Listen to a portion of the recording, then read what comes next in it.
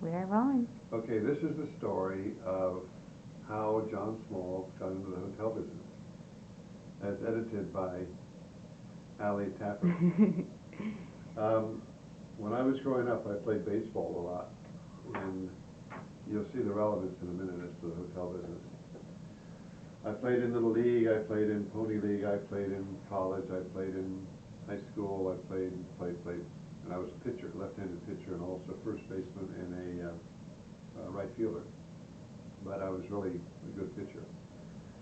So I kept playing, going to school, and ultimately, when I went to university, I played in the baseball team for Western Michigan University in Kalamazoo, Michigan, which is where I was born.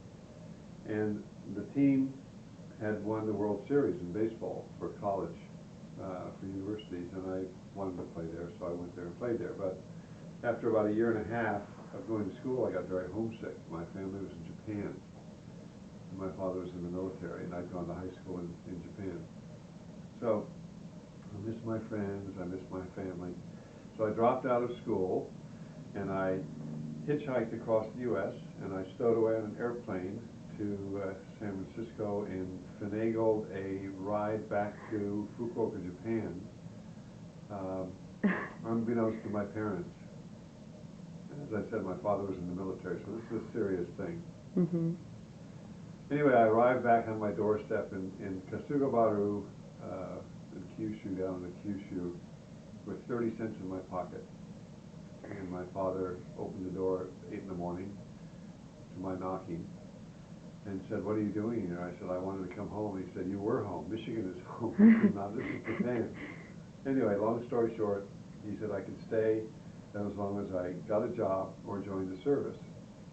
Well, getting a job in Japan was impossible, so I taught English at Kyushu University for a while, and then I went to back to my dad as the classes had ended, and I said, I'd like to stay, and he said, well, fine, get a job and join the service. So I thought, well, maybe I can play baseball, so I went downtown to the stadium. I knocked on this big castle door. This is, I think the ballparks in Japan were called, in the Japanese word is kujo, which means castle. So I asked to speak to the manager, and they sent the manager down, who was Nisei, Hawaiian-born Japanese. And he asked me what I wanted, and I said I wanted to play baseball. So he said, well, what do you do? I said, I'm a pitcher.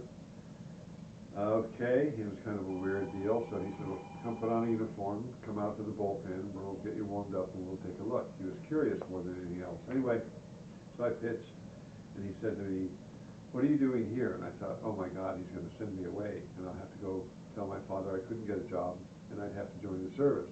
Now, my brother had already joined the service, so he'd had that option, and he had to join the service and leave home. So I started spouting this panic conversation about, I love Japan, I love the people, I think they're fantastic, I want to live here, hoping that he would give me a job. So he said, no, what I mean is, why are you playing ball here? You could be playing in the States, because you're pretty good. So I relaxed a bit, and he said, look, we like what we see. We will put you in camp for a month. You come back and forth, get in shape, and then we'll try out again. If we like what we see, we will give you a contract. He is popular. So I did that. He liked what he saw. He offered me a contract. My father wouldn't sign the contract because it was in kanji, the formal language of Japan. Ultimately, my father agreed to sign it, even though he couldn't read it. So I became a baseball player in Japan. I played a season in the Japanese minor league, which is like their AAA, and I was the youngest American ever to play in Japan, then or now. Wow. Anyway, I think I was 19. So I was approached by some guys on the team, some Americans who thought I should play for the Angels, so they were going to set this up for me. So I was going to go to California, and I was going to play for the Angels. And I was very naive. At 19, I was very, very underexposed. So I finished my year of Japan, my baseball job in Japan. I went to California went to the Angels baseball offices in North Hollywood and was shocked to find out that they'd never heard of me, and that these guys in Japan were just trying to get me out of there so they could bring a guy in that they had known, another American. As I said, I was very naive. Nonetheless, they said, let's put you in the Winter League, which is in Fullerton. You can stay at the property in Anaheim with all the other ball players, and we'll see what you've got. If we like what we see, we'll give you a contract. Well, I've been to this movie before. So, okay, so I checked into this hotel in Anaheim called the Charter House Hotel, which is a 165-room hotel across the street from the entrance to Disneyland. And this is when Disney was like really small.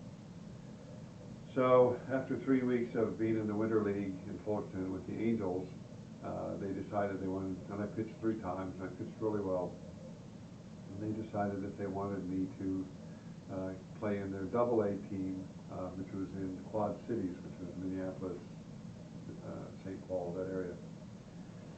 And they asked me what I wanted, and I said I want $18,000 a year. And they said, no, no, we are prepared to offer you 15, but not 18. So it went back and forth and back and forth. And I was making 12 in Japan, so I figured, you know, at least I could make more than I was making in Japan. At the end of the day, we had a big disagreement, and he said, look, why don't you just let me, how did it go? I was going to get a scholarship on my own at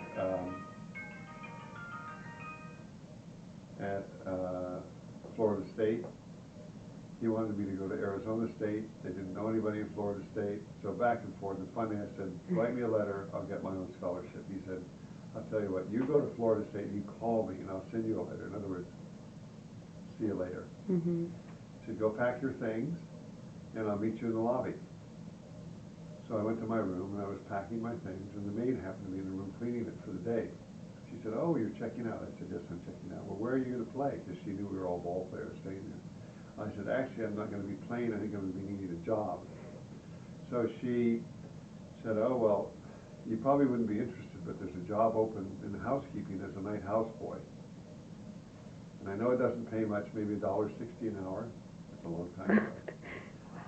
But you get a meal every day. I thought, oh, let me think about it. So the fellow picked me up in the lobby, took me down the on-ramp on the Interstate 5 at Harbor Boulevard in Anaheim, shook my hand, said good luck, and dropped me off on the freeway. Wow. I took my bag and walked back to the hotel, went to see the housekeeper, got the job as a night houseboy, and cleaned toilets and made 30 rooms. And that was my entry into the hotel business. And that's the business I've been in the rest of my life, aside from playing baseball. So that is a true story. So talk about when you get lemons, make lemonade. That was definitely survivor mode. And you've done well for yourself and since I've gone then. from there to running the best hotels in the world.